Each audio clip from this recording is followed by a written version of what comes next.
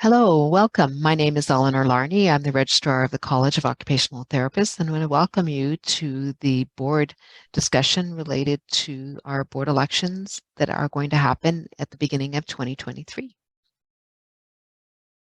So what we're going to talk about today is a little bit about what is this all about? Understanding why there's regulation, what the role of occupational therapists are in regulation and governance, the role of a board director at the college, some of the current initiatives that the college is working on, and then we'll get into what does it mean to be on the board, time commitment, what are the meetings involved, and then a little bit about the elections process. How does that work? At the end, if anyone has any questions, I'm happy to take questions.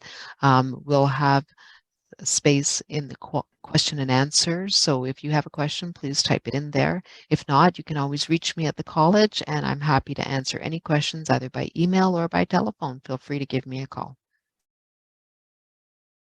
So why regulation matters? So regulation is all about protecting the public's right to quality health services. So the college must set and enforce standards and guidelines for the practice and conduct of occupational therapists.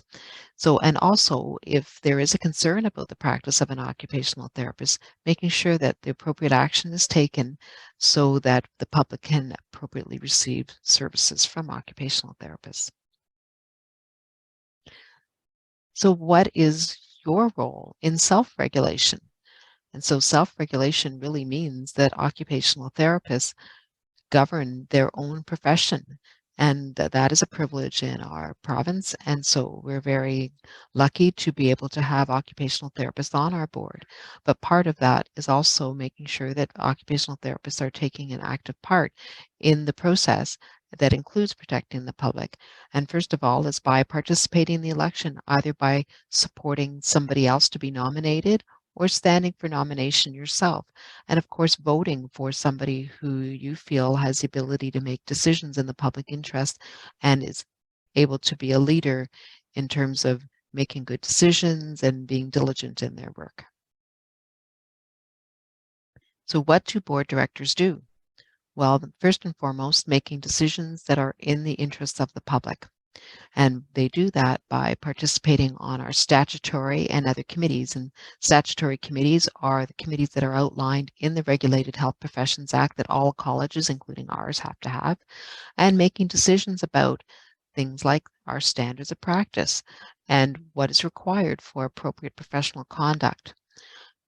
The competencies for entry to practice and ongoing practice. So what are the rules to become an occupational therapist and how do you maintain your competencies? Making decisions about the policies, regulations, and bylaws of the college in accordance with the relevant legislation. Thinking about what the programs are, how do we enforce the rules, and how transparent can we be? What are the transparency rules that are in regulation, and what other things are we transparent about? Making decisions related to individual registrants and applicants. So, for example, participating on a statutory committee might involve looking at the background of somebody wanting to be an occupational therapist and ensuring that they meet all the requirements. Some of the things we're currently working on is the implementation of the new national competencies. So those were released about a year ago, and we have been diligently integrating those competencies into college programs. One of the big programs that uses these competencies, of course, is their quality assurance program. So coming to you soon will be the new self-assessment that is based on those new competencies combined with the professional development plan. Also, this past year, you will remember that we worked on delivering an e-learning module on those new competencies. All occupational therapists should have completed that by now, and we're working, of course, on the next module on a new topic. We are working very hard on modernization of our governance. So you may have noticed over the past few years, we no longer call ourselves a council. We now have a board of directors and board directors versus council members. And we don't have a president anymore. We have a chair of the board. We are also looking at modernizing how our committees are structured. And that would include making sure that people who are on the board are competency-based, so that means that they've got the right skills and abilities to be a board member and to make the decisions that are involved there, as well as separating out the people who are on the board from the people who serve on our statutory committees. And so this is a lot of work, but it's the right thing to do, and it will definitely modernize our board, as well as having a smaller board. So right now we have 18 members on our board, and we would like to get down to about 14. So there'll be some governance work, which is very exciting for the college and something new. We're also working on performance measurement, and the government, the Ministry of Health, has been using a college performance measurement framework, and they're asking the college to measure all kinds of indicators. I think there's 52 different indicators that would demonstrate that the college is doing a good job. And of course, this applies to all health colleges in Ontario. And we've all been working on this. And it does help us to do the best job that we can. And so that is one of the things we're working on. Our Quality Assurance Competency Assessment Program is another big initiative where we've implemented a risk-based analysis of the practice of occupational therapists and determine who needs a more in-depth assessment based on the risks that they present. We have a focus on diversity, equity, and inclusion. We started off by releasing some resources for occupational therapists that they can use. And we are, of course, looking at ourselves, like all other organizations are, to ensure we're doing the very best we can in terms of diversity, equity, and inclusion. One of our big projects is to modernize our database. This is a huge project. It contains all information about registrants. It is the way that registrants or OTs will interact with their annual renewal and with the public register. So it is huge, but it's a really important thing so that we're able to get the data out that we require, or the information from that database. So it's an important thing, but it's going to be all hands on deck, and you will see, fingers crossed, when we get to annual renewal next year, it'll look slightly different. We also have revisions to our standards of practice that are coming. That's one of the big decisions we're making in January, but how those get rolled out and utilized by the college is a big initiative that's happening over this next year. So now, what does it mean to be on the board? So the election is for a seat on the board and committees. It is a 3-year term, and it starts in March. Our very first board meeting is March 30th, and we would have an orientation the day before. So if you are elected, plan to attend the orientation the day before and then attend the March board meeting. And you would attend that March board meeting as an observer and participate in the election for executive at the end of that meeting. We anticipate there are about 4 full-day board meetings per year. We have a 2-day meeting in October. This year, we expect to be outlining the strategic plan that will take place the following year. So that'll be a full day of strategic planning that'll be attached to the board meeting. All board members currently serve on at least 1 or 2 statutory committees, and I'll explain what those committees are. Subcommittees or working groups, and these typically meet about once a month, and each of these committees does require preparation, and usually up to about half a day of preparation time. So you've got to read the materials and come prepared to make a decision on those materials at the meeting. It's quite a commitment. I will tell you that the board members who currently serve on the college board and our committee members who are not necessarily board members enjoy their committee work and very committed to the work that they do. And so we get a lot of positive responses back from people feeling that it's a good use of their time. And of course, the college appreciates it, and it's for the public of Ontario. So here are our committees, and you can see there's a bunch of them. The executive committee is really elected from within the board. It's made up of 4 members, and their job is to make sure that the board meetings are well planned, that any of the organizational things related to how the board functions is working.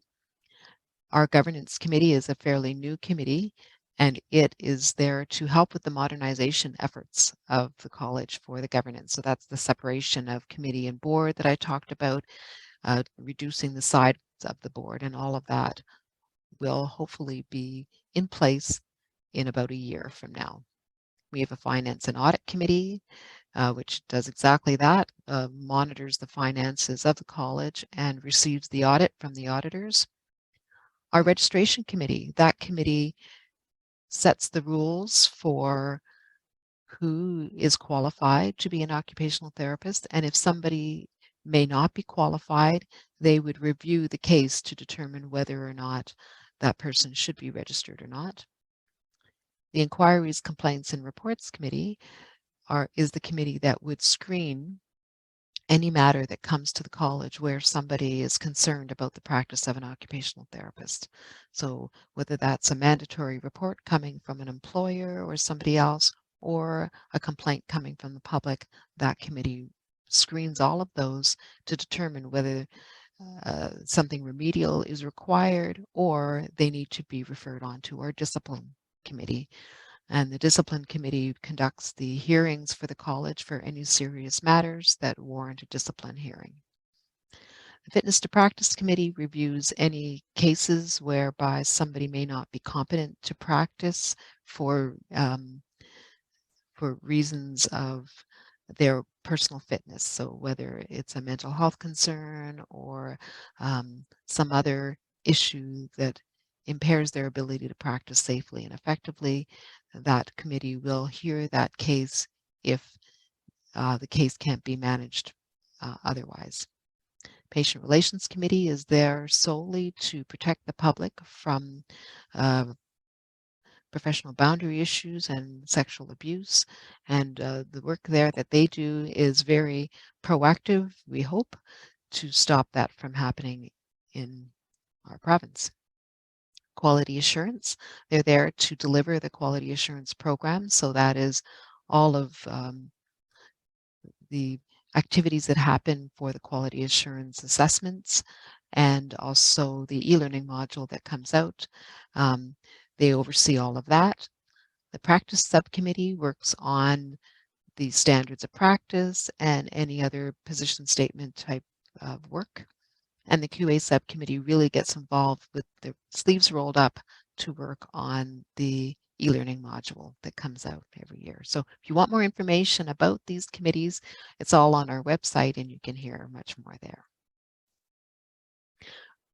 This year, we have a new online orientation module. So anybody who's going to put their hand up and wants to be considered for a board position through election, there is a mandatory online orientation module. It takes about 45 minutes to an hour to do, but it's everything you wanted to know about being on the board and have been afraid to ask maybe, but it's all there in one place, and we hope it will be enjoyable and very informative for people to go through that so that they know what they're getting into should they put their hand up to be on the board.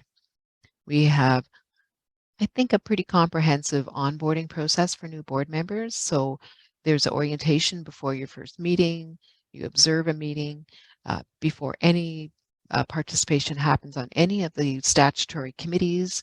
There is a comprehensive orientation, so board members are trained on exactly how they do all of their work. And we try to have ongoing learning and development so board members can be kept apprised of the important developments in the regulatory world to help them make appropriate decisions. And of course, we have staff that are assigned to all the board work to make sure that the board is well supported to do the work that they need to do. We do have a board competency framework and just something to reflect on. And if you're going to put your hand up to stand for election, these are the kinds of things that we would want you to be thinking about in terms of a personal statement and what you're bringing to the board. So we hope that every director will have or get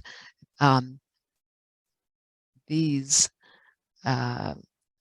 competencies. So being accountable, working well with each other, with other people, being a good communicator, understanding inclusivity, being able to be objective, being able to have that public interest focus, having a respectful demeanor, and having self-awareness. And of course, we would like people on our board to have leadership skills. Not everyone needs to be a leader, but we would like to make sure that at least some people on our board have some leadership experience or board and governance experience. If nobody knows about regulation before they come on, we will absolutely be training people on that. Understanding risk management is important when you're overseeing an organization. Having a good understanding of managing the people that we work with. Strategic planning is a main function of the board. So if people don't have those skills, they will get them being on our board. We need someone on our board who understands finances, as well as we hope that most people will figure out how to work with technology, because we have electronic packages, we use Zoom for meetings. We do have some in-person meetings, but we have a lot of Zoom meetings, and we have a lot of online packages. So being able to manage technology is really important. We really want to encourage diverse perspectives on our board as much as you can in an election. So we're looking at all the different diversities that can possibly be there. The more diverse our board, the better our decisions. So we would encourage people of a diverse background to stand for election.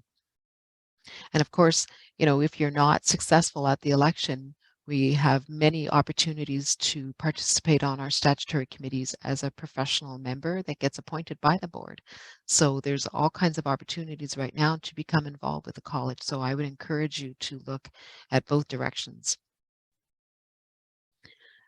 So being on the board means you have fiduciary responsibilities. So inherently, as part of the board, we would expect directors to act honestly in good faith and to always make decisions and behave with a view to the best interests of the college. So being loyal to the college, uh, avoiding conflict of interest when you're working on any college activities. Much of our work is highly confidential, so keeping those in mind and strictly adhering to confidentiality obligations, and keeping the public protection focused first and foremost in mind. All of our directors relate to each other with collegiality, respect, diligence, and participate. And of course, we want all of our board members to actively participate. We've got no observers on the board. They're all participants. And of course, the board supports each other. So when a decision is made, we speak with one voice. All board members come prepared for meetings. They avoid or disclose conflict of interest, maintain confidentiality. They prepare and deliberate respectfully. Decisions are made in the public interest, and of course, complying with the board code of conduct and bylaws. So in terms of calendar of meetings, we have a board meeting in each of those months. So March, June, October, and January. In March, we will elect the officers. So we normally elect the chair and the vice chair of the board, and then 2 members at large who form our executive team. We have a board meeting in June. In October, we add an education day, so it's a 2-day board meeting. And this year, I said already, it's going to be around our strategic plan, so we'll be discussing that this year. And then we have a board meeting in January. All of our board meetings are open to the public, and we are back to holding them in person. So if anybody would like to attend a board meeting, you're absolutely welcome. Just sign up so we make sure we have a chair for you.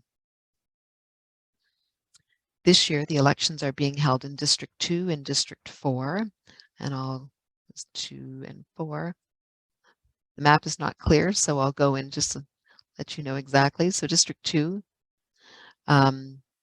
actually we're electing 2 members from District 2. Let me just go back one slide. Yes, 2 members from District 2. And it can be somebody who lives in any of these counties, so Brant, Dufferin, Wellington, the municipalities of Haldimand, Norfolk, Halton, Niagara, and Waterloo. So that includes, of course, Hamilton. So if you are in this area, we're electing 2 people. We're electing 1 person from District 4, which is generally Kingston, Ottawa area, and of course all of the counties related to Prescott and Russell, Stormont, Dundas and Glengarry, Lennox and Addington, Leeds and Grenville, and of course the counties of Hastings, Prince Edward, Frontenac, Renfrew, and Lanark. So just so you clear where you are, so you need to work in these counties or these areas, and if you're not working currently but are still eligible to be a member of the college, then it can be your home address. So if you're not sure, you can just let us know and we can help you figure that out. So 3 members this year, 1 from District 4 and 2 from District 3. Pardon me, two from District 2. All these numbers. Okay, so the process, we're doing this entirely electronically. So that means that you fill out a nomination and an application form all online and submit it to the college. Also, our learning module that is mandatory, you'll receive notice that you need to do that. You go online and do that, and when you're finished, there's a form to complete that we get that lets us know that you've done it. There's also candidate eligibility and consent form. When we send out the ballots, it's all done electronically, as well as you've got to get 3 people to support you who are in the district. So that's how you're eligible. So the nomination process is done all electronically as well, and the system walks itself through it. We've done it for a number of years, and it's worked really nicely. Make sure your email is correct in your member profile. So log on to the website and make sure that's all updated. And then we'll know exactly where you are and how to contact you. So the nominations were open yesterday. They close by the end of January, and by that time you've got to have your e-learning module finished. Got to have your nominations in, so the 3 people who are supporting you from your district, and your candidate statement done. So all of that stuff needs to be done by the end of working day, January 25th. We have about a 2-week voting period, opens February 15th and closes on March the 2nd. So I have the chat box, not the chat box, the question and answer opened in case anybody has a question. And I'll leave it for a little while. And of course, you can always send us an email here at the college if you've thought of something afterwards, or if you want to know more, if you want to speak to me personally. Happy to speak to anybody. The elections and being on the board, what that means. I'll give you a few minutes for questions. Maybe I've been so clear, nobody has a question. Let me just see.